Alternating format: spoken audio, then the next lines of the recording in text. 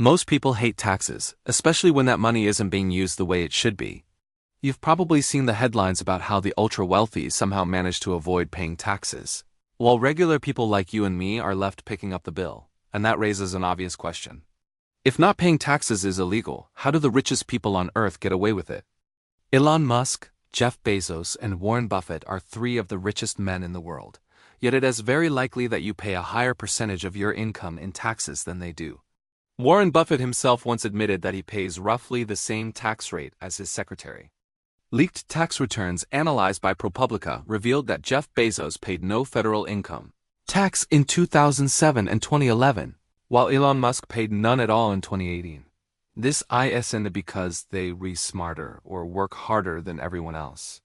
It's because they play by a completely different set of rules. The wealthy don't make most of their money through salaries. They make it by owning assets. Stocks, companies, and capital are taxed very differently from wages, and capital is taxed far more lightly. While salaries can be taxed up to 37%, capital gains are only taxed when assets are sold, and even then the top rate is just 20%. So if you never sell, you never pay. This leads us to one of the most powerful strategies the ultra-wealthy use, a strategy often summarized in 3 words: buy, borrow, die. First, they buy assets or build companies. As long as they hold on to these assets, they owe no taxes. To avoid triggering taxes, they keep their official income as low as possible. But if they're not selling assets and not earning large salaries, how do they afford super yachts, private jets, and luxury mansions? That's where borrowing comes in. Billionaires borrow money using their massive stock holdings as collateral. Loans are not considered income, so they aren't taxed. In fact, borrowing can even come with tax advantages. This allows them to live incredibly lavish lifestyles without ever technically earning taxable income. Then comes the final step. When they die, their assets are passed on to their heirs. Thanks to a rule known as the step-up in basis, those assets can be inherited without paying capital gains tax. A new generation becomes ultra-wealthy and the cycle starts all over again. Completely legal. Politicians occasionally talk about fixing this system. Joe Biden tried to eliminate the final part of this strategy, but the proposal failed in Congress. Ideas like a wealth tax have also gone nowhere, often blocked by constitutional challenges or intense lobbying. As a result, many experts believe the system won't change in any meaningful way anytime soon. At the same time, corporations and wealthy individuals use another powerful tool to avoid taxes: tax havens.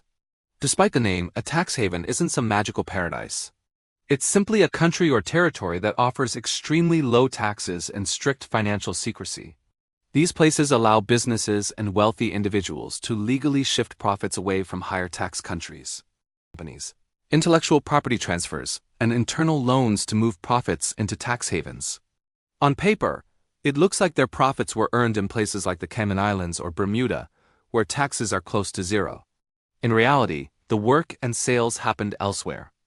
One common method involves transferring valuable intellectual property to a subsidiary in a low-tax country. The main company then pays huge fees to use its own brand or technology, reducing taxable profits at home while funneling money to the tax haven. If that money ever needs to come back, it's often returned as a loan, which once again avoids taxation. Some countries allow this because it's profitable for them. Small nations with limited resources earn billions through registration fees, financial services, and banking.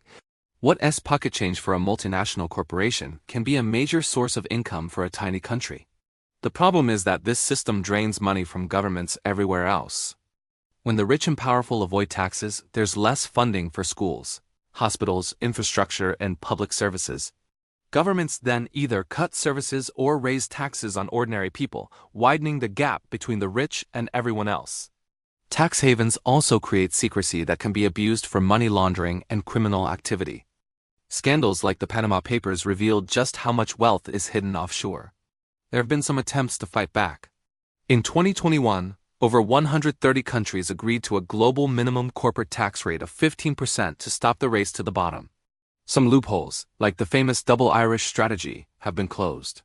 These steps are small, but they're progress. Still, the reality remains the same. The ultra-wealthy live in a different financial universe, one where rules bend in their favor and accountability is optional. Until that changes, the average person will continue paying more, while those at the very top contribute the least. If you enjoyed this video and want to see more explanations like this, consider liking, subscribing, and sharing. Thanks for listening.